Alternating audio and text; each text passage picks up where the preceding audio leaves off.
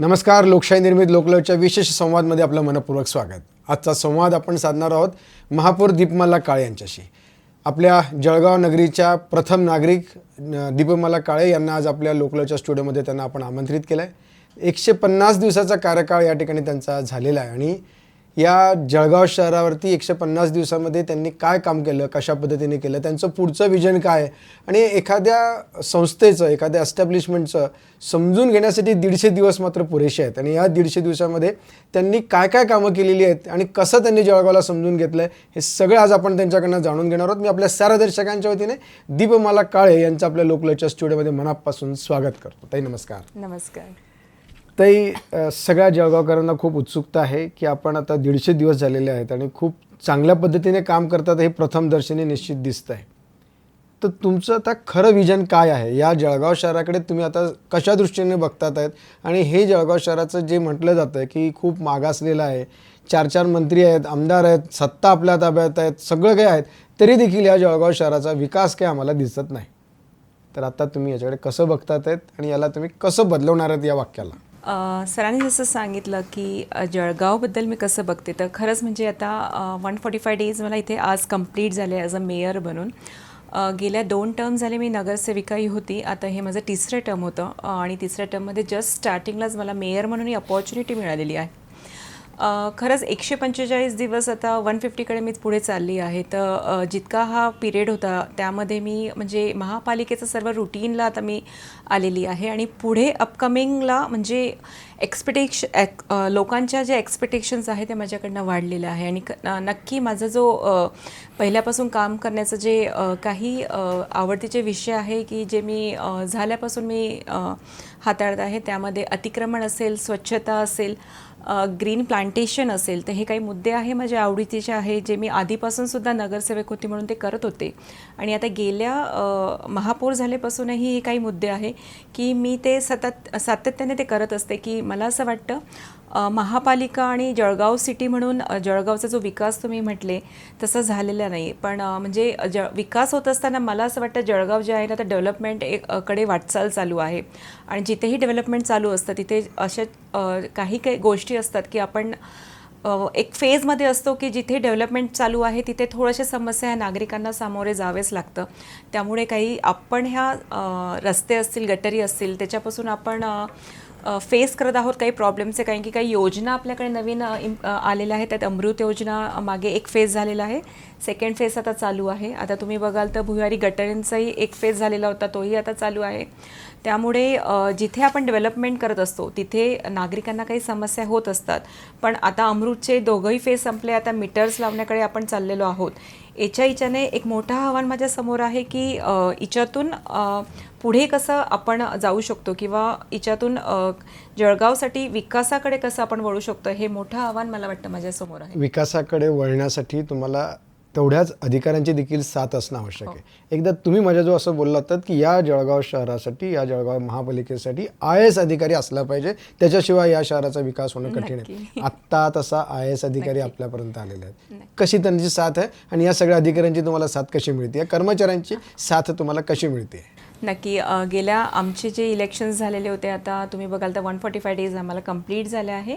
त्याच्या आधी इथे प्रशासन म्हणून सर्व ते बघत होते. त्यामुळे थोडंसं प्रशासन जेव्हा बघत असतं तेव्हा ते त्यांच्या याच्यातच असतं, त्यांच्यावर कोणाचा कंट्रोल नसतो. तर गेल्या 2.5 वर्षामध्ये जो लॉस आपण सर्वांनी सहन केलेला होता आणि त्याच्यानंतर आमची ही सत्ता महायुतीची इथे बसलेली होती आणि एक यंग टीम आमची, मला असं वाटतं आवर्जून सांगायला आनंद होईल की ह्यावेळेस जेही कॉर्पोरेटर्स जे नवीन आपल्यासोबत आलेले आहे, तर एक 35 एजच्या अंडरच जास्तीत जास्त कॉर्पोरेटर्स आहेत. त्यामुळे एक यंग टीम आणि काही आमचे अनुभवी जे ओल्ड आहेत म्हणजे अनुभव आहे असे नगरसेवक त्यांच्यासोबत जुडलेले आहे.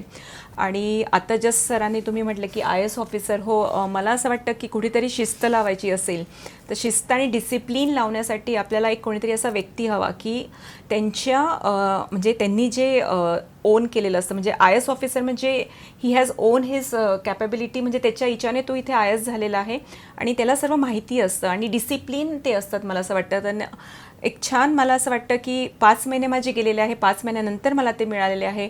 पण जेही आता पुढचा काळ जो माझा त्यांच्यासोबत जाणार आहे, माझं हेच राहील की ह्यामध्ये काही जे असे निर्णय असतील जे आतापर्यंत जळगावसाठी झालेले नाही आहे, याच्यापुढे मी ते कसे निर्णय त्यांच्यासोबत घेऊ शकते. आणि मला असं वाटतं की अधिकारी वर्ग जो आपला आहे जुना, तोही आपल्याला थोडा म्हणजे तुम्ही म्हणाल तर जे एम्प्लॉईज आहेत ते आपल्याकडे अर्ध्याहून जास्त आता रिटायरमेंटकडे वळत आहेत. आणि जो एक लॅक ऑफ एम्प्लॉईज आहे ते आपल्याला खूप मोठी ती समस्या आहे की खूप लोक आपल्याकडे कमी आहेत. म्हणजे जे काम करण्यासाठी आपल्याला जितकी मॅनपॉवर हवी आहे ती मॅनपॉवर सध्या आपल्याकडे नाही आहे. पण मला असं वाटतं जे खूप वर्षांनी जी भरतीचा व्हायची होती ती आता बिंदू नमवाली ह्या याच्याने तो मार्गही मोकळा झालेला आहे. येत्या 2-1 महिन्यामध्ये तो पण एक बिंदू नमवालीमध्ये नवीन वर्करची ही महाभरती होणार आहे. आणि मला वाटतं ती जी पोकळीक होती ती भरून जाणार आहे. आणि आयुक्त सरांसोबत आमची जी टीम जेव्हा जुडेल तर नक्की आपण काहीतरी पॉझिटिव्ह निर्णय घेऊ शकतो आणि जळगावच्या विकासासाठी आपण पुढे बघू शकतो. तुम्ही महाभरती या ठिकाणी महापालिकेत करणार आहात, मात्र महाभरती करताना जनतेचा पुन्हा परत असेल की वेस्टेड इंटरेस्ट असलेल्या माध्यमातून जर कधी तुम्ही ती भरती केली तर त्या ठिकाणी पुन्हा परत पहिल्यासारखंच होणार. अधिकाऱ्यांची साथ मिळण्यासाठी तुम्हाला तितक्या निष्ठेने आणि तितक्या आत्मीयतेने काम करणाराच कर्मचारी लागणार. यासाठी तुमची प्रमुख म्हणून भूमिका कशी राहील? नक्की मी जसं आपले आता जस्ट नवीन आयुक्त सर आदित्य जीवने हे सर आलेले आहेत, त्यांना मी पहिले जेव्हा फर्स्ट मिटिंगला भेटली काही मुद्दे मी त्यांच्यासोबत शेअर केले होते. त्यात डिसिप्लिनचा एक मुद्दा होता आणि एक भरती करत असताना मी सरांना तेच सांगितलं आहे की ज्या पोस्टला आपण भरती करत आहोत त्या कॅपेबल तो माणूस हवा. म्हणजे ॲज इफ यू तुम्ही इंजिनियरसाठी भरती करत आहात तर तो प्रॉपरली इंजिनियर हवा. जे काही दिवसांनी जे मागे परंपरा चालत आली आहे, म्हणजे तुम्ही बघाल तर काही जे ऑफिसर्स होते त्यांचं ते शिक्षण सुद्धा नव्हतं तरी ते त्या पोस्टवर ते तिथे आलेले होते. पण आता तसं ते कोणाचे तरी नातेवाईक होते. नाही, तो विषय वेगळा आहे. पण मला असं वाटतं की जेव्हा एक चांगली टीम येते किंवा जेव्हा प्रॉपरली माणूस तिथे बसतो, म्हणजे ज्या पोस्टसाठी जो माणूस कॅपेबल असतो तोच तिथे बसला तरच त्याला त्याच्या कॅपॅबिलिटीनुसार आयडियाजनुसार तिथे काहीतरी करता येईल. कोणीही तुम्ही बसवला तिथे तर तो त्या पोस्टला त्याचं देऊ शकणार नाही. त्यामुळे सरांकडे याचा विषय झालेला आहे आणि आमचं असं ठरलेलं आहे एखाद्या एजन्सीला आपण द्यायचं की पारदर्शक व्यवहार तिथे होईल, कोणीही तिच्यामध्ये हस्तक्षेप करायचा नाही. कारण की ही जी प्रक्रिया होते ही लाईफ लॉंगसाठी असते. जोपर्यंत तो रिटायर होत नाही तोपर्यंत ही प्रक्रिया म्हणजे त्याला सर्व्हिस तिथे करावी लागते. तर प्रॉपरली अगर माणसं भरले गेले तर मला असं वाटतं आमच्या नगरसेवकांचं जे काम आहे तेही थोडं कमी होईल. लोड कॅपेबल तिथे माणूस असेल तो त्याचा जो अभ्यास आहे किंवा त्याच्यावरचा अभ्यास होता आणि त्याने त्या पोस्टसाठी जे अप्लाय केलेला होता तो प्रॉपर तिथे माणूस मिळेल. म्हणून जे आज नगरसेवकांना आपल्याला सगळीकडे वैयक्तिक लक्ष द्यावं लागतं वार्डातही, ते न देता तो पुरेपूर याचा नॉलेजचा वापर करून त्या पोस्टला 100% देईल. ताई, तुम्ही या गेल्या 150 दिवसांमध्ये आम्ही प्राधान्याने जे बघतोय आमच्या वृत्तपत्राच्या माध्यमातून, आमच्या चॅनलच्या माध्यमातून, आपण अतिक्रमण जळगाव शहरात नष्ट व्हावं यासाठी आपण प्रयत्न करतात. परंतु आपल्या हे लक्षात येत नाही आहे का की आपण अतिक्रमण काढतात ते आम्ही निश्चित प्रकारे अतिशय सगळ्यांपर्यंत पोहोचतोय, परंतु तुमची पाठ फिरल्यानंतर पुन्हा परत तिथेच अतिक्रमण होत आहे. नक्की, यावरही माझं नेहमी असं मीटिंग्सच्या वेळेस हेच बोलणं असतं की आपण आपला सर्व वेळ जो आहे अतिक्रमणचा, पहिलेच मी तसं तुम्हाला सांगितलं आपल्याकडे लेबर्स कमी आहेत, पण आमचा जो वेळ आहे तो आपण फक्त त्यांना उठवण्यातच घालतोय. आज इथलं उठवलं, पुन्हा ते येऊन बसतात, पुन्हा दुसरीकडे उद्या जायचं, पुन्हा ते उठवायचं. त्यामुळे याच्यासाठी आपल्याला काहीतरी एक धोरणात्मक निर्णय आम्हाला घ्यावा लागणार आहे आणि मला असं वाटतं तो आमच्यापेक्षा प्रशासनाने तो घेतला गेला पाहिजे. आणि होप सो आता आपले नवीन आयुक्त आलेले आहे तर मला वाटतं सर निर्णय हे घेतीलच, येत्या काही दिवसामध्ये आपल्याला समजेलच. पण काहीतरी धोरणात्मक निर्णय की एक वेळा त्यांना तिथे येऊन उचललं, म्हणजे आता फेरीवाल्यांचं काय धोरण आहे, एक नवीन आता त्यांची समिती गठीत झालेली आहे. त्यांची एक सर्व त्या समितीमध्ये हॉकर्स आहे, आपले पण काही आयुक्त सर आहेत, दुसरे पण संस्थेतले काही लोक आहेत, तर त्यांच्या याच्यातून आणि वरतून काहीतरी एक धोरणात्मक निर्णय येणार आहेत. पण त्याच्यामध्ये मला असं वाटतं महापालिका एक निर्णय घेऊ शकते की 1-2 वेळा अगर जप्ती जास्त झालेली आहे तो सामान त्यांना पुन्हा द्यायचा नाही. जेही असेल ते जे धोरणात्मक निर्णय असतील ते मला वाटतं प्रशासनाला घ्यावे लागतील. मी त्यांना तेच सांगितलं, इतर महापालिकेमध्ये काय चालू आहे, म्हणजे आपण बॉम्बे पुण्याला वगैरे जाल, जेव्हा अतिक्रमणची गाडी येते लोक असे जातात की पुन्हा सुद्धा यायची त्यांची हिंमत होत नाही. तर का नाही म्हणून आपण जळगावचे महापालिकेचं तुमचं इतकं वचक त्यांच्यावर हवा प्रशासनाचा की ते पुन्हा तिथे यायलाच नको पाहिजे, तुम्हीच काहीतरी कुठेतरी मुरलेले आहात म्हणून हा आज प्रॉब्लेम येतो आहोत. तर खरंच मला असं वाटतं हे प्रशासनाने याच्यावर गंभीरतेने घ्यायला पाहिजे की आपण काहीतरी धोरणात्मक निर्णय करायला पाहिजे. आणि मला वाटतं हॉकर्स जे आहेत ना, मला त्या हॉकर्सबद्दल काही असं हे नाही आहे की त्यांच्या पोटावर पाय ठेवायचं. आणि नेहमी माझ्यावर एक आरोप होत असतो की गरीब श्रीमंताचा असतो, की गरिबांवरच हे केला जातो. पण मेन जो आता मी जो मुद्दा उचलला होता, हॉकर्स मेन रोडवरचे मी सध्या टार्गेट केलेले होते. मला एकच आहे की डिसिप्लिन हवी. आपले जे मेन रोड्स आहे किंवा आपले जे पुतळे असतील ते सन्मानाने श्वास घेतलं गेलं पाहिजे. तुम्ही बघाल तर संध्याकाळची वेळ असते किंवा सॅटर्डे संडेची वेळ असते, तर सिंगल माणूस म्हणजे पायीसुद्धा कुठे जाऊ शकत नाही. 4 व्हीलर 2 व्हीलर खूपच दूर आहे. आणि म्हणजे ते सेल करत असताना त्यांच्या पुढे गाडी कुठेही पार्किंग करायची आणि ते लोक पुन्हा तिथून येऊन पूर्ण रस्ता मेस होऊन जातो आणि फुल ट्रॅफिक डिस्टर्ब होते.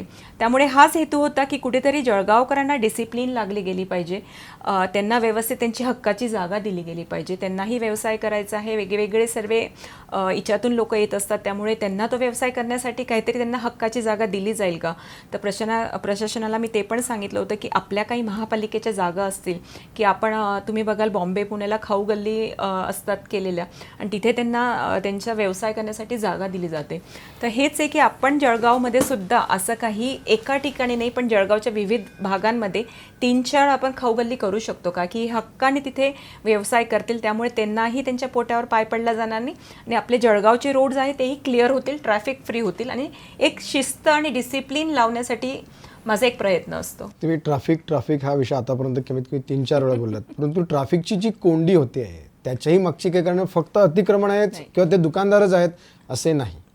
अनेक गाड्या, म्हणजे जर जे दुकान असेल ना, त्या दुकानाच्या दाराच्या समोर त्याची स्वतःची एक 4 व्हीलर असते, त्याच्या मागे 3 लेअर्स असतात की एका याच्यामध्ये त्या 2 व्हीलर्स लागलेल्या असतात, त्याच्यानंतर अतिक्रमणाची गाडी असते, त्याच्यानंतर रिक्षा उभ्या असतात.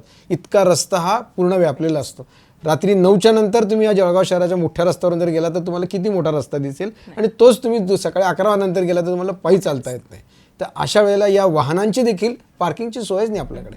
त्यासाठी आपण काही प्रयत्न करणार आहेत का, काही केले आहेत का? नाही, पार्किंगची सोय ही खूप मोठी आपल्या जळगावसाठी आहे. अजूनपर्यंत मला असं वाटतं कोणी पार्किंगचा विषय असा मनावर घेतलाच नव्हता. पण काही आम्ही म्हणजे मी सरांना सजेस्टही केलं होतं की आपल्याला असे काहीतरी मल्टिपल पार्किंग आपल्याला शहरामध्ये करावे लागतील. तुम्ही बघाल तर रस्ते हे मोठे आहे, पण जसं गाडीवाला म्हणजे दुकानाचं गाडी लावतो, त्याच्यापुढे हॉकर्सच्या पुढे त्यांच्याकडे येणारी गाडी, त्याच्याने पुरा रस्ता व्यापतो.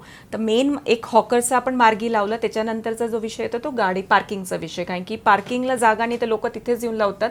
ते एक येल्लो बेल्टचं पण आम्ही केलेलं होतं की एक पार्किंग बेल्ट आपण तिथे करूया आणि त्याच्यानंतरच पार्किंग केली जाईल. आणि जे करत नाही आहे RTO किंवा वाहतूक शाखेसोबत आम्ही एक मीटिंग केली होती की त्यामध्ये आपण त्यांना फाईन करूया.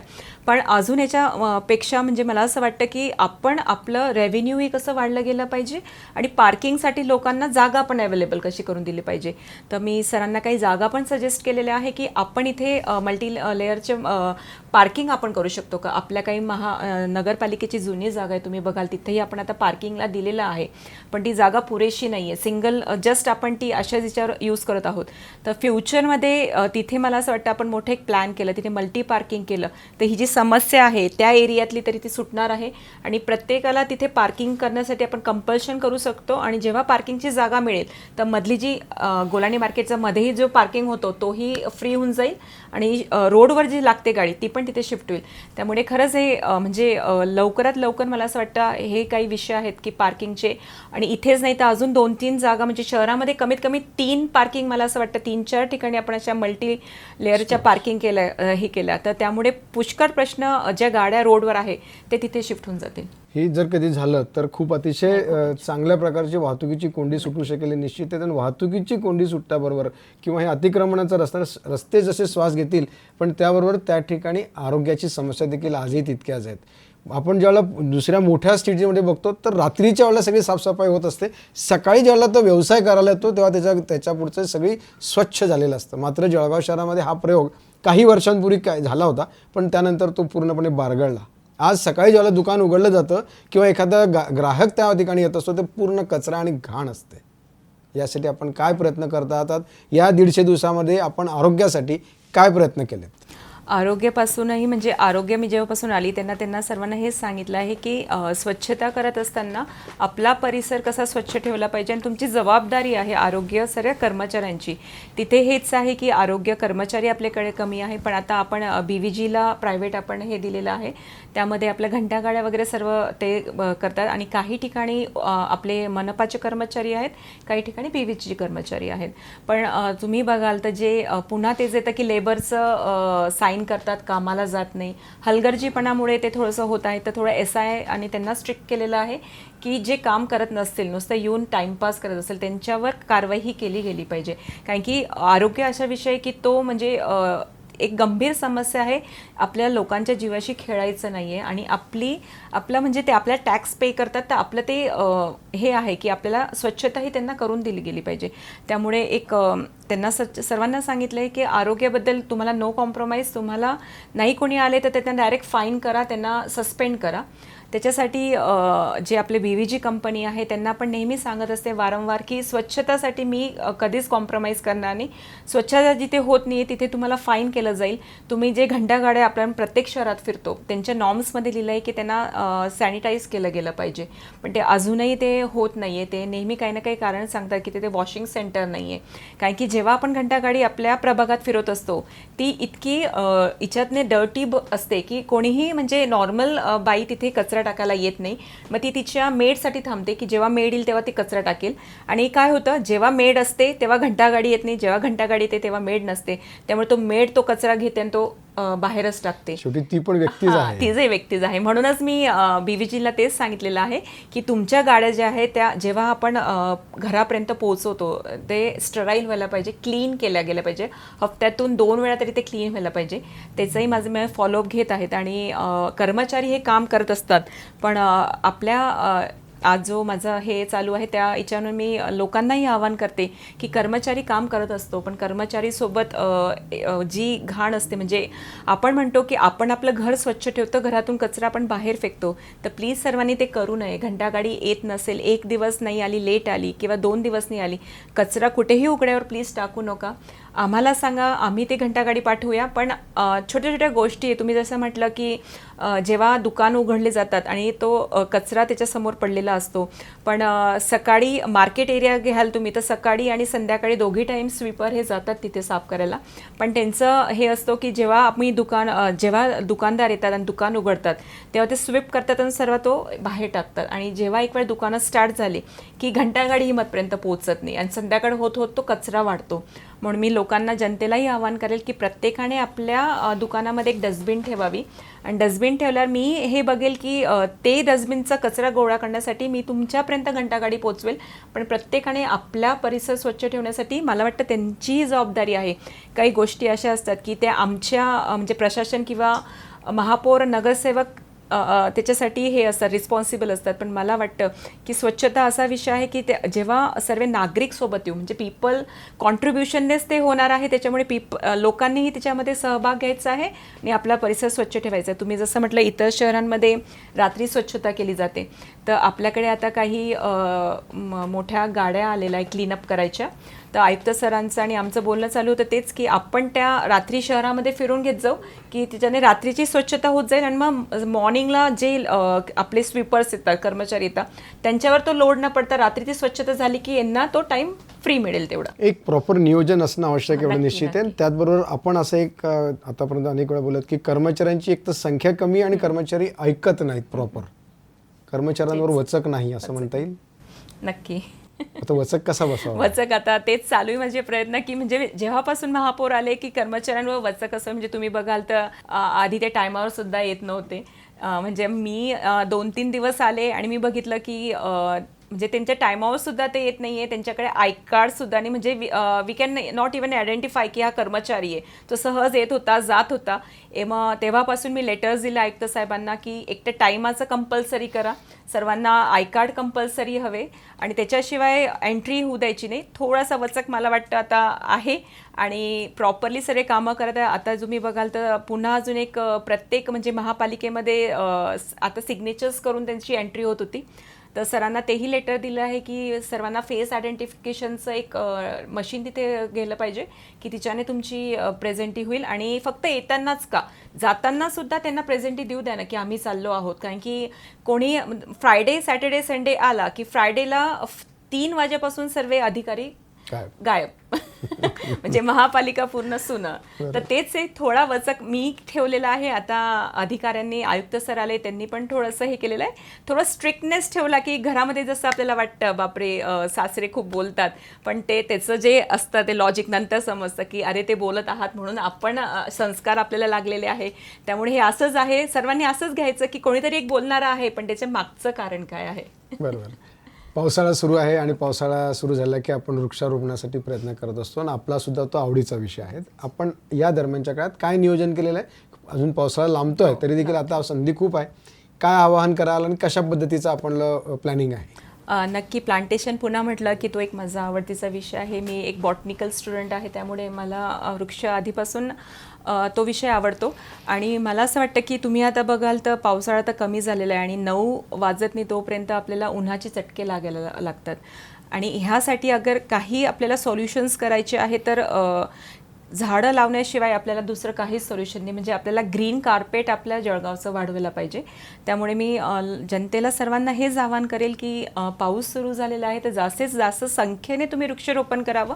पण वृक्षारोपण करत असताना प्लीज कुठेही रस्त्याच्या कडेला वगैरे एकदम कुठेही आज आपण वृक्षारोपण करतोय चला इथे जाऊन लावूया तसं करू नका. कारण की तो रोड असेल किंवा काही असेल, डेव्हलपिंग रोड असेल, लँड असेल, तुम्ही तिथे आज वृक्ष लावून दिले तर कालावधीने ते तोडावे लागतात. तर तुम्हाला वृक्षारोपण करायचं असेल तर महापालिकेशी तुम्ही कन्सल्ट करा, तिच्याकडनं जागा घ्या किंवा काही ओपन स्पेस असतील तुम्ही त्या ओपन स्पेस डेव्हलप करा. मला सांगायला फार आनंद होईल की आपल्या जळगावमध्ये अशा भरपूर संस्था आहे, NGOs आहे की त्या आमच्याकडे स्वतःहून येत आहे की आम्हाला प्लांटेशन करायचं आहे, मियावकीसारखं करायचं आहे. आम्ही 1-2 प्रोजेक्ट्स आता दिले पण आहे. आणि वृक्षारोपण करत असताना अजून एक आहे की फक्त पावसाळा आला की त्यापुरती आपल्या वृक्षारोपण करायचं नाही आहे. जस्ट एक काहीतरी प्रोग्राम करायचा वरतून आलेला आहे किंवा कोणत्या NGOsला वरतून त्यांच्या इच्छात असतो त्यासाठी न करता वृक्षारोपण असं करा की ते झाडं जगले पाहिजे. त्याचं संगोपन महत्त्वाचं आहे. फक्त लावून सोडू नका, पण त्याचं संगोपन करा की येत्या काळामध्ये जे आपण वृक्ष आता लावणार आहोत त्याचं तुम्हाला इम्पॅक्ट पुढच्या भविष्यासाठी खूप मोठा ग्रीन कार्पेट आपल्या जळगावला वाढणार आहे. आणि त्यासाठी महापालिका म्हणून जे आपले हायवेज आहे, हायवे जे आपले जातात खोटेनगरपासून तर कालिका माता मंदिरापर्यंत, तुम्ही तिथे बघाल जसं मी सुरुवातीला झाले तिथले मी अतिक्रमण हे हटवलेलं होतं. सर्व्हिस रोड आणि हायवेच्या मधलं अतिक्रमण फेज मी तिथला हटवला होता. तर तिथे त्याचं कारण तेच होतं की तो जो एक मोठा पट्टा तिथे व्हॅकंट आहे की तो आपण आता यूज करत नाही, तर तिथे अतिक्रमण सहज येऊन बसतं. तर तिथेही फ्युचर प्लॅन माझा आहे की तिथे आपण ग्रीन प्लांटेशन आपण करून घेणार आहोत. की तुम्ही बघाल मोठ्या सिटीजमध्ये दोघींच्यामध्ये एक प्लांटेशन केलेलं असतं कॉरिडोरसारखं, तर तसं काही प्रोजेक्ट्स मी CSR फंडमधून करणार आहे. तर उलट खरंच कोणाला कधी म्हणजे आवाहन करते की कोणते संस्था असतील त्यांना करायचे असतील आम्हाला महापालिके थ्रू, जसं आपण आता डिवायडर्स दिलेले आहे, डिवायडर्स सुशोभीकरणासाठी आपण प्रत्येकाला मागे प्रशासन होतं तेव्हा काढलेलं होतं आणि खूप लोकांनी त्यात रिस्पॉन्स दिलेला आहे आणि प्रत्येक काही भागातले डिवायडर ते सुशोभित करत आहेत. तसंच हे रोडचं आहे, पॅच आपण वेगवेगळे करणार आहोत, तिच्यामध्ये प्लांटेशन करून घेणार आहोत आणि युनिफॉर्म डिझाईन देणार आहेत की प्रत्येक डिझाईन म्हणजे प्रत्येक शहरात आलं की ते सुरुवात व्हायला पाहिजे तसंच एंड व्हायला पाहिजे. कोणी येईल त्याच्या मनाचं बनवेल तसं नाही. तुम्ही तुमचं CSR फंड देतात, तुम्ही ब्रँडिंग करू शकतात, पण डिझाईन आमची राहील, लोगो महापालिकेचा तुमचं राहील आणि संगोपन तुम्ही कराल. तर असे काही प्रोजेक्ट्स आहे माझे पुढे फ्युचरमध्ये अपकमिंग. आणि ओपन स्पेस असतील, नागरिकांना तिथे वृक्षारोपण करायचं असेल तर नक्की आम्ही तुम्हाला वृक्ष देऊया आणि काही संस्था असतील त्यांच्याशी जोडून आपण ते डेव्हलप करूया. ही सगळी डेव्हलपमेंट करत असताना आर्थिक ताळमेळ देखील बसला पाहिजे आणि जळगाव महापालिकेचा आर्थिक ताळमेळ गेल्या कित्येक वर्षापासून बसलाच नाही आहे. कुठेतरी कोणतीतरी कमतरता भासत असते. आत्ता सरकार, जसं मी सुरुवातीलाच सांगितलं की राज्यातलं सरकार, केंद्रातलं सरकार, महापालिकेचं सरकार हे भारतीय जनता पार्टीचं आहे. अशा वेळेला सुद्धा अजून आर्थिक घडी बसत नाही आहे. भूसंपादनाच्या माध्यमातून तर खूप मोठ्या प्रमाणाचा घाला या ठिकाणी बसणार आहे. कसं हे तुम्ही बसवणार आहात? नक्की तेच आहे की जळगाव महापालिकेकडे इतकं रेव्हेन्यू नाही आहे. आपण आता तुम्ही बघाल तर मागे आमदार महोदय यांच्या मदतीने आपण घरकुलच्या घोटाळ्यातून कर्ज सर्व मुक्त झालेलो आहोत. पण जसं महापालिका महापौर म्हणून आम्ही बसलो तेव्हापासून भूसंपादनाचे भरपूर विषय असे पुढे आले आहेत की त्याच्यामुळे भरपूर आपल्याला त्यांना त्यांचे पैसे जे होते आपल्याकडे केसेस येतात आणि त्यांना त्यांच्या पैसे त्यांना द्यायचे आहे. त्यामुळे अगर सर्वांना आपण असेच देत राहिलो तर मला वाटतं ती रेव्हेन्यूसुद्धा आपल्याला महापालिकेची कमी पडणार आहे आणि आपण त्यांना देऊ शकणार नाही आहे. यातही एक असं सोल्युशन काढलं आहे की जे पण ह्या काही केसेस असतील त्या केसेसला आपण एक वेळा बसून काहीतरी कम्युनिकेशन साधूया आणि मधला मार्ग काढून काहीतरी कमी करता येईल आपल्या ती अमाऊंट किंवा जे कोर्टात गेले आहे ते कोर्टात न जाता सेटलमेंट आपल्याला सोबत बसून करता येईल याच्याकडे आमचा कल आहे की त्यामुळे जो आपला मोठा अमाऊंट त्यांच्यामध्ये चालला जाणार आहे जे आपलं जे महापालिकेचं रेव्हेन्यू आपल्याला भेटलं आहे ते याच्यामध्ये सर्वात निघून जाईल आणि आपल्याला मग पर्यायच नाही राहणार की तो म्हणजे मला वाटतं तोही आपल्याला कमी पडेल त्यांना देण्यासाठी. त्यामुळे एक भूसंपन्नाचा जो विषय आहे तो एकत्र बसून सर्वांशी चर्चा करून तो आपल्याला काहीतरी सेटल करून ती रक्कम कमी करून घ्यावी लागणार. आजच्या तारखेला किती देणं कोर्टाने आपल्यावरती दिलंय त्याच्यासाठी? त्याचं 13 कोटीच्या आसपास ते म्हणजे भरपूर त्याच्या 13 कोटी तर एकच याचं आहे करोड्समध्ये ते अमाऊंट आहे देणं आहे त्या जागेच्या संदर्भात ते आपल्याला 13 कोटी 96 कोटी एकाचं आहे 13 कोटी दुसऱ्याचं असे भरपूर आहे. तर खूपच मोठी 300 कोटी अमाऊंट आहे ती खूप मोठी. ती मला नाही वाटत की महापालिका आज ती देऊ शकेल. तर आपल्याला खरंच एकत्र सर्वांना येऊन बसून ती करावी लागणार आहे आणि ते अगर तयार असतील लोक तर बरोबर कम्युनिकेशन करून ती त्यांना काही अमाऊंट आताच्या याच्या जी चालू आहे त्याच्याने त्यांना ते द्यावं लागेल किंवा त्यांनी ते भूसंपादन केले नसतील तर पुन्हा ते त्यांना देऊन देण्यात जे काहीतरी बसून आपल्या सेटलमेंट करावी लागणार आहे. आणि हे करत असताना तरी देखील रेव्हेन्यूची एक तर रेव्हेन्यू इथे जमा होईल या दृष्टिकोनातून आपण कसं प्लॅनिंग करणार? नक्की रेव्हेन्यू महापालिकेमध्ये तुम्ही बघाल तर खूपच कमी रेव्हेन्यू हे कलेक्ट होतं. जे घरपट्टी भरली जाते तिच्यामध्ये आपण 50% सुद्धा टार्गेट आपण पुरा करू शकत नाही आहे. आणि नवीन आपल्याला रेव्हेन्यू सोर्स वाढवायचे असतील तर नवीन प्रोजेक्ट्स आपल्याला जळगावमध्ये आणावे लागतील. वेगवेगळ्या कसं आपलं रेव्हेन्यू वाढेल आपल्याला ते करावं लागेल. तर तिच्यामध्ये काही आपल्या ज्या काही जागा आहेत की त्या पडून आहेत त्या आपल्याला कशा डेव्हलप करून तिथे कॉम्प्लेक्स बनवता येईल आणि तिथून आपल्याला रेव्हेन्यू करावं लागणार आहे. काही वेगवेगळ्या आहे की म्हणजे खूप वेगवेगळा असा अभ्यास करायला गेला तर भरपूर आहे आणि त्यातून मग आपल्याला रेव्हेन्यू कशा सोर्स जनरेट करता येईल त्याच्याकडे आपल्याला बघावं लागेल. 1-2 आता प्रोजेक्ट्स असे सरांकडे टाकलेले आहे किंवा आम्ही आता घेतलेले आहेत की आपण घरकुलचं तुम्ही बघाल ती मागे जे मागच्या महासभेमध्ये आम्ही ठराव केलेला होता जे हायवेने आपण जातो तर तिथे घरकुलचं अपुरं काम पडलेलं आहे ते पूर्णत्वाकडे गेलेलं नाही आहे. तर ते आम्ही मंजूर करून घेतलं की आपण ते पुरं डिमॉलिश करूया आणि तिथे नवीन घरकुल बांधूया. त्यामध्ये आम्ही 2 फेज घेतलेले आहे की एक घरकुल म्हणजे एक ज्यांनी फॉर्म भरलेले आहे त्यांना देऊया आणि एक बाजू जी आहे बॅक साईड ती कमर्शियल ठेवूया. म्हणजे कमर्शियल असं याच्याने ठेवलं की आपल्याला ते सेल आउट पण करता येईल त्याच्याने महानगरपालिकेला रेव्हेन्यू गोळा होईल आणि जे लाभार्थी आहे त्यांना पण त्याच्यातून काही घर दिले जातील. तर वेगवेगळे प्लॅन करून आपल्याला रेव्हेन्यू कसं वाढवता येईल याकडे आपलं लक्ष राहील. एवढे सगळे प्लॅन तुम्ही पुढे आणणार आहात आणि ते लवकरच तुमच्यातून पूर्ण होतील. पण हे पूर्ण करत असताना तुम्हाला मी तुमच्या वैयक्तिक आयुष्यावर देखील या ठिकाणी बोलू इच्छितो की तुम्हाला परिवाराकडनं साथ या ठिकाणी कशा पद्धतीची मिळते? नक्की. एक तर तुमचा परिवार पहिल्यापासून राजकारणात आहेत. गेल्या कित्येक वर्षापासून तुमचे नगराध्यक्ष पद सुद्धा आपल्याकडे होतं आणि स्थायी समिती सुद्धा होती. अनेक समित्यांमध्ये सुद्धा आपल्या परिवारातून प्रतिनिधित्व केलेलं आहे आणि आज आपला काळे परिवार हा शहराचं नेतृत्व करतोय. परिवाराची साथ तुम्हाला कशी आहे? नक्की परिवाराची साथ आहे म्हणूनच आज मी इथे ठामपणे निर्णय घेऊ शकते मला असं वाटतं. आणि तुम्ही जसं सांगितलं तसे माझे सासरे बंडूदादा काळे असतील सुधाताई काळे असतील हे नगराध्यक्ष राहून चुकलेले आहे. त्यांच्या मार्गदर्शनानेच मी इथे माझं जेही असते काम ते करत असते. आणि माझे पती जे होते मनोज काळे हे सुद्धा फर्स्ट म्हणजे माझ्या आधी तेच नगरसेवक होते. त्यांच्यानंतर मग माझ्या ह्या 2 टर्म आज 3री टर्म आहे. 2003ला जेव्हा महापालिका अस्तित्वात आली होती फर्स्ट तेच इलेक्ट इथे झालेले होते नगरसेवक म्हणून आणि खरंच त्यांची खूप साथ मला आहे. माझे सासरे तुम्ही बघाल तर अनंत रघुनाथ काळे हे शिक्षक होते तर त्यांच्याकडनं मी हे डिसिप्लिनचं शिकलेली आहे की काम करत असताना काम नाही करायचं ते डिसिप्लिनने करायचं. ते स्काउट गाईडचे अध्यक्ष होते आणि त्याच्यामुळेच आता त्यांनी मला गाईड आयुक्तही मी आहे आणि मला असं वाटतं गाईड आयुक्त मी आहे तर डिसिप्लिन ही माझ्याकडनं त्यातच झालेली आहे. त्याच्यामुळे त्यांचा साथ खूप मला असतो आणि पॉलिटिक्स म्हटलं तर हे सासरी तर मला मिळालेलंच आहे, अजूनही माझी साथ आहे. पण पॉलिटिक्स हे मला माहेराकडून आहे. म्हणजे माझी आईसुद्धा ही नगरसेवक होती, ह्याच वार्डाची नगरसेवक होती. बर. तर त्यामुळे आईकडनंही मला वारसा आहेच आणि सासरची जोडी मिळाली आहे. त्यामुळे दोघींच्या साथमुळे आणि म्हणजे हा जो एक फेस मला मिळालेला आहे ना, म्हणजे आता मी महापौर आहे आणि एक खूप छान टायमिंग माझं मॅच झालेलं आहे की माझी मुलं दोघी इंडिपेंडेंट झालेले आहे. मुलगा इंजिनियर झाला आहे, मुलगी सेकंड इयरला आहे. त्याच्यामुळे मला त्यांच्याकडे बघावं लागत नाही, ते त्यांचे डिसिजन्स घ्यायला ते फ्री आहे. त्यामुळे एक मदर म्हणून एक गिल्ट नाही आहे की घरी जायचं आहे, मुलं आहे किंवा आपण त्यांना वेळ देऊ नाही शकलो. 24/7 मी महापालिकेला देऊ शकते. तो एक वेगळा आनंद आहे की काहीच लॉस न करता मी आज जळगाव शहरासाठी काहीतरी करू शकते. तुम्ही तुमच्या वेळेचा प्रॉपर सदुपयोग तुम्हाला आता करता येतो. म्हणजे परिवाराला वेळ देता येतोय, शहरालाही आणि या पालिकेला वेळ देता येतोय. तुम्ही महापौर झालात, तुम्ही याच्या अगोदर असं तुमच्या मनात कधी आलं होतं का की मी महापौर होणार यावर्षी? ज्यावेळेला नगरपालिकेच्या निवडणुकीला आपण नगरसेवक म्हणून उभा राहिलात, 2 टर्म तुमच्या झालेल्या आहेत, 3ऱ्या टर्मला तुम्ही उभ्या राहिलेल्या आहेत, त्यावेळेला कधी विचार केला होता का की मी महापौर होईल म्हणून?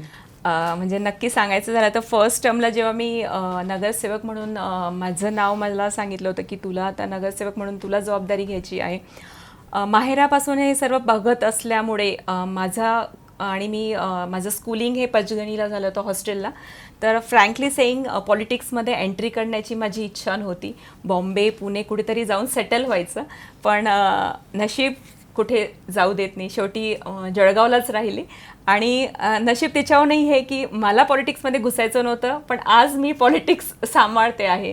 तर म्हणजे महापौर व्हावं अशी माझी तर हे नव्हती, पण फर्स्ट टर्मला मी स्टडी आणि ऑब्झर्व केलं. तुम्ही बघाल तर 2 टर्म झाले नगरसेवक म्हणूनही मला असं वाटतं जास्त आयडेंटिफाय मी जसं झालेच नव्हते. फक्त एक जो खाजा मियाचा दर्गा होता तो मी तिथून हटवलेला होता.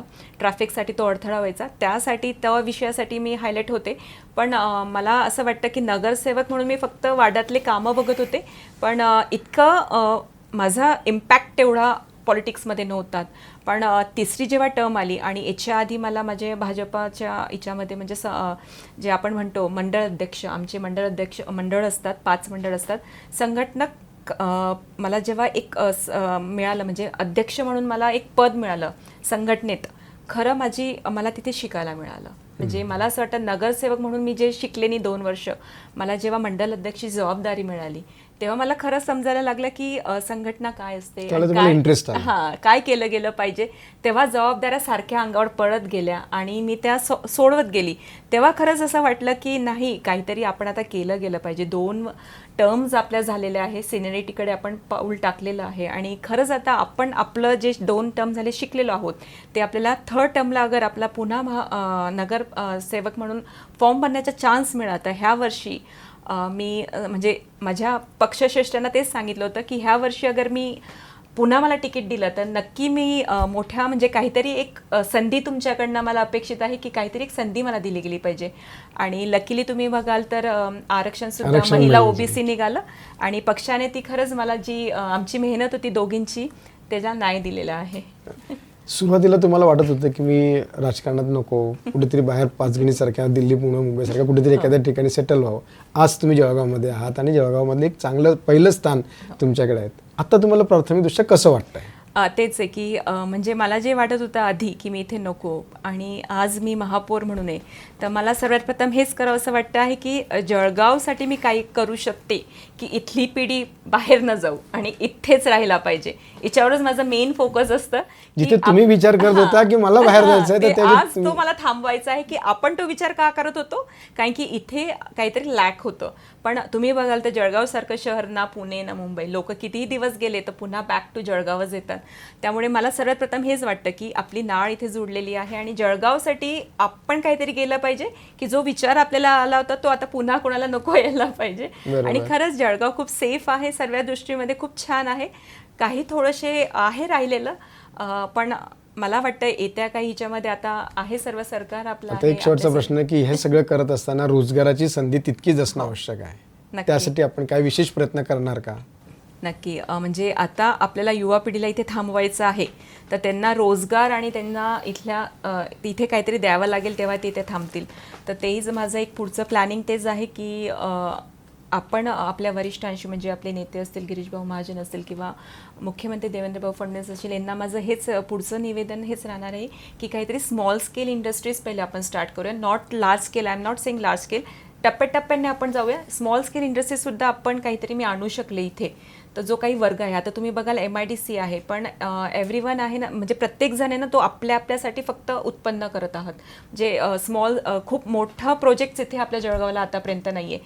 समजा माझी एक फॅक्टरी आहे, तर मी फक्त मला जितकं पुरेल किंवा मला जितकं सेटअप करता येईल मी तितकंच केलेलं आहे. पण आपल्याला काही स्मॉल स्केलमध्ये काही इंडस्ट्रीज आणता येतील का? तर माझं हेच पुढे गिरीश भाऊंनाही आणि देवेंद्र भाऊंनाही हेच मी पुढे लेटर देणार आहेत की खरंच आपल्या जळगावसाठी काही अशा इंडस्ट्रीज असतील की आपण आणू शकू आणि आपल्या मुलांना, तरुण पिढीला इथे कसं थांबवू शकू, याचाही माझा प्रयत्न, फ्युचर प्लॅन आहे. मॅडम, मगाशी तुम्ही सांगताना सांगितलं की या जळगाव शहरातली जी वाहतुकीची कोंडी आहे त्याच्यासाठी मल्टी स्टोअर्स पार्किंग करणं, त्याच्याने हा प्रश्न सुटेल का? अजून त्याच्यासाठी आपल्याला अनेक काही प्रयत्न करावे लागणार आहे जेणेकरून या शहरातल्या रस्त्यांना मोकळा श्वास घेता येईल. तुमच्या समोर अशा काही योजना आहेत का, काही कल्पना आहेत का, काही नियोजन आहेत का की त्याच्यासाठी काही करता येऊ शकेल? नक्की आपण मल्टी पार्किंग स्टोरेजचं म्हटलं, पण तेही म्हणजे पार्किंग आपण तिथे आणत आहोत, पण ती जी रोडवरची कोंडी आहे ती कायम स्वरूपात राहील. ह्यासाठी जे आपण अदर सिटीजमध्ये बघतो की ओव्हरब्रिज हे टाकलं गेलं जातं, तर मला असं वाटतं इन फ्युचरमध्ये मी त्याचा फॉलोअप घेईल की आपल्याला आपल्या जळगावमध्ये ते टाकता येईल का, जिथे क्राऊडी प्लेस आहे. तुम्ही बघाल नाशिकला तो ओव्हरब्रिज झालेला आहे, तर तेही एक मी माझं फॉलोअप घेईल. एक लेटर केंद्र शासनाला नक्की देऊ इच्छिते की आपण शहरामधून ओव्हरब्रिज काही करू शकतो का, ज्याच्याने तुम्ही बघाल आपण इथून अगर ते स्टार्ट केलं फुले मार्केटपासून, शनीपेठपासून ते चालू केलं तर डायरेक्ट आपण महाबळपर्यंत करू शकतो का.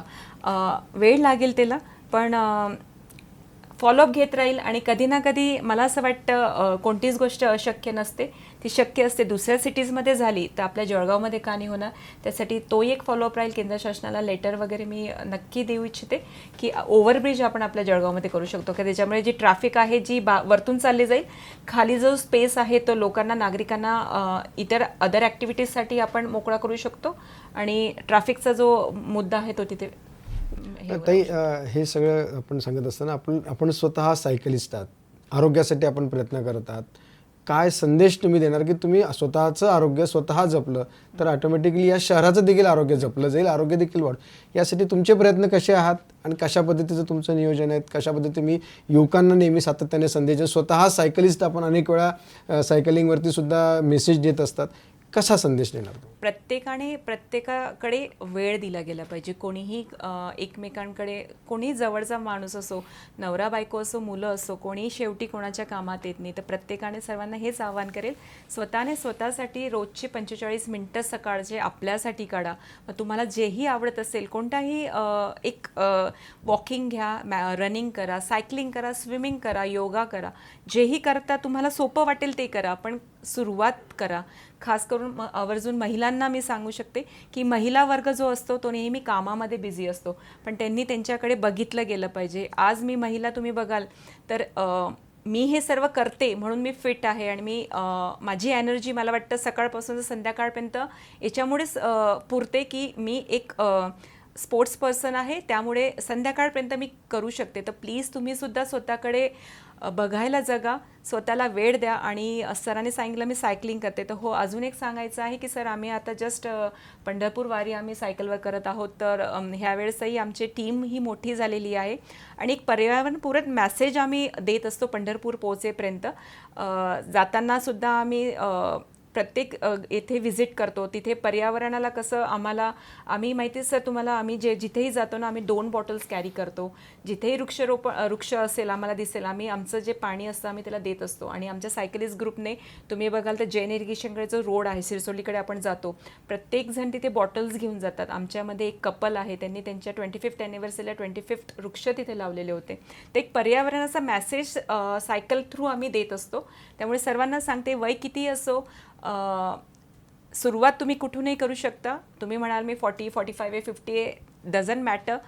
तुम्ही मनात ठरवा की तुम्हाला करायचं आहे, नक्की तुम्ही करा. आणि मला वाटतं तिच्यातून जो आनंद राहील तो दिवसभर टिकून राहील आणि तुम्हाला एक पॉझिटिव्ह एनर्जी त्यातून. जे सायकलिस्ट जो ग्रुप आहे त्या ग्रुपविषयी मला थोडं जाणून घ्यायचं आहे. त्याच्यामध्ये कोण सभासद आहेत, कोणाला सभासद होता येतं, तुम्ही त्याच्यामध्ये स्वतः गेल्या कित्येक वर्षापासून आहात, कशा प्रकारची सायकलिस्ट ग्रुप आहे? सायकलिस्ट ग्रुप काही म्हणजे नॉर्मल सर्व आपले जळगावकरच आहेत.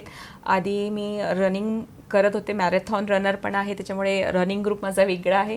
नंतर पंढरपूर जायचं होतं म्हणून सायकलिंगही मला आधीपासून आवडते. आता सायकलिंग ग्रुपमध्ये आहे. सायकलिंग ग्रुपमध्ये आमचे अध्यक्ष आहे निलेश भाऊ चौधरी. आणि तुम्हाला अगर सायकलिंग ग्रुपमध्ये ॲड व्हायचं तर नथिंग हार्ड आहे. तुम्ही जस्ट एक सायकल घ्या, आमच्यासोबत रोज सकाळी मॉर्निंगला 5 वाजता ग्रुपमध्ये, व्हॉट्सअप ग्रुपमध्ये तुम्हाला ॲड केलं जाईल. आणि तुम्हाला अगर कॉल हवा आहे सकाळी उठवायचा, वेकअप कॉल, तोही तुम्हाला दिला जाईल. पण आणि असं आहे की 2 दिवस 3 दिवस तुम्ही वेकअप कॉल देऊनही नाही उठले तर शेवटी आम्ही तिथे त्याच्या घरापर्यंत पोहोचतो, त्यांना बाहेर काढतो. तर ॲड व्हायला खूप काही नाही करावं लागणार. एक सायकल लागणार आहे आणि म्हणजे तुमचं विल पॉवर लागणार आहे. तुम्ही पंढरपूरला दरवर्षी जातात. यावर्षी पंढरपूरला तुम्ही कधी जाणार आहात? किती दिवसाचा तो प्रवास असणार आहे आणि किती जण जाणार आहात? पंढरपूरला मागच्या वेळेसपासून म्हणजे गेल्या 5-6 वर्षापासून आमचे सायकलिस्ट ग्रुप हे जात आहेत आणि हळूहळू ही संख्या वाढत आहे. मागच्या वर्षापासून मी पंढरपूरची वारी केलेली होती. आता ही अपकमिंग वारी जी आहे ही 9 जुलैला आम्ही इथून सकाळी 5 वाजता निघणार आहोत. यावेळेस 75 पीपल एनरोल झालेले आहे. मोठी संख्या आहे. जळगाव, जामनेर असेल, भुसावळ असेल, आपल्या जे आजूबाजूचा परिसर आहे सर्व लोक आम्ही टोटल 75 आहे. 9 तारखेला सकाळी आम्ही इथून 5ला निघूया आणि 3 दिवसाचा आमचा रूट राहणार आहे. 9, 10, 11. 11ला आम्ही 7 वाजता 6:30-7च्या दरम्यान पंढरपूरला पोचतो आणि 12 तारखेला तिथे ऑल ओव्हर महाराष्ट्रातले सर्व पोचतात. आणि 12 तारखेला एक मोठं रिंगण आमचं केलं जातं सायकलचं. तिथे आपले माननीय रक्षाताई खडसे हे येतात. मंदिराला प्रदक्षिणाही घातली जाते, तेही स्वतः सायकल चालवतात. आणि मग 12ला हा प्रोग्राम संपला की मग पुन्हा सायकल गाडीत टाकून मग बसने आम्ही घरी येतो. खूप छान जर्नी असते, खूप छान वाटतं. भक्तिमय वातावरण असतं. जाताना दिंड्याही आपल्याला भेटत राहतात. आता आम्ही 75 आहे, पण तुमच्या ह्या याच्यानुसार मी सांगू शकते तुमच्या मीडिया थ्रू की प्लीज सर्वांना यायचं असेल, पुन्हा जॉईंट व्हायचं असेल तर ह्या वर्षापासून सायकलला जॉईंट व्हा, म्हणजे पुढच्या वर्षी तुम्ही पंढरपूरला यायला फिट राहाल. क्या बात आहे, खूप छान. ताई, जाता जाता आमच्या सगळ्या दर्शकांना, जळगावकरांना, नागरिकांना एक ॲज अ महिला म्हणून तुम्ही आज या शहराचं नेतृत्व करतात, काय संदेश तुम्ही देणार? मी लोकांना, जनतेला आवाहन करेल की प्लीज सर्वांनी ह्या पावसाळ्यामध्ये जास्तीत जास्त वृक्षारोपण करावं आणि स्वच्छतेच्या याच्यामध्ये प्लीज सर्वांनी महापालिकेला म्हणजे तुम्ही सुद्धा महापालिकेला हेल्प करावं. एक विषय जो राहिला होता, प्लॅस्टिक यूज करू नका. मी तोही जसं महापौर झाली असेल, से नो टू प्लॅस्टिक, तर लोकांना तेच सांगू इच्छिते की प्लॅस्टिक वापरू नका. जिथेही जायचं असेल घरून आपली कापडी पिशवी घेऊन जा. आपण केलेलं एकानेही तो निर्णय घेतला तर हळूहळू तो समाजात पसरत जाईल आणि सर्व लोकसहभागातूनच होणारे हे विषय आहे. त्यामुळे मला असं वाटतं आपण सर्व एकत्र आलो तर आपलं जळगाव इंदोरच्या रँकिंगने आपण वाढवू शकतो आणि एक दिवस असा येईल की आपणही क्लीन सिटी म्हणून कुठेतरी ओळखले जाऊ. पण ह्यासाठी मला लोकसहभाग हवा आहे, पीपल कॉन्ट्रीब्युशन हवं आहे. त्यामुळे तुम्हाला सर्वांना आवाहन करते, येत्या पावसाळ्यामध्ये आपले म्हणजे आपले पंतप्रधान नरेंद्र मोदी हे नेहमी म्हणतात एक पेड माँ के नाम, तर प्लीज सर्वांनी एक वृक्ष आपल्या आईच्या नावाने लावावं, आपला परिसर स्वच्छ ठेवावा आणि से नो टू प्लॅस्टिकचं. थँक्यू. धन्यवाद ताई. आपण एक निश्चित चांगला संदेश तर दिलाच आहे. त्याचबरोबर एवढं मात्र निश्चित आहे की मी माझा या शहराचा, शहर माझं, हा उद्देश डोळ्यासमोर ठेवून या शहराचा विकास करण्यासाठी महापौर ताईंच्याबरोबर आपण देखील या सगळ्या नागरिकांनी तितकीच साथ ताईंना हवी आहे आणि या शहराचा राहिलेला जो विकास आहे तो लवकरच ते पूर्ण भरून करण्यासाठी कटिबद्ध आहेत. मी आपल्या सर्व दर्शकांच्या वतीने ताईंच्या ठिकाणी मनापासून धन्यवाद व्यक्त करतो आणि थांबतोय. मात्र आपण पाहत आहात लोकशाही निर्मित, लोक लाईव्ह, तुमच्या मनातलं. नमस्कार.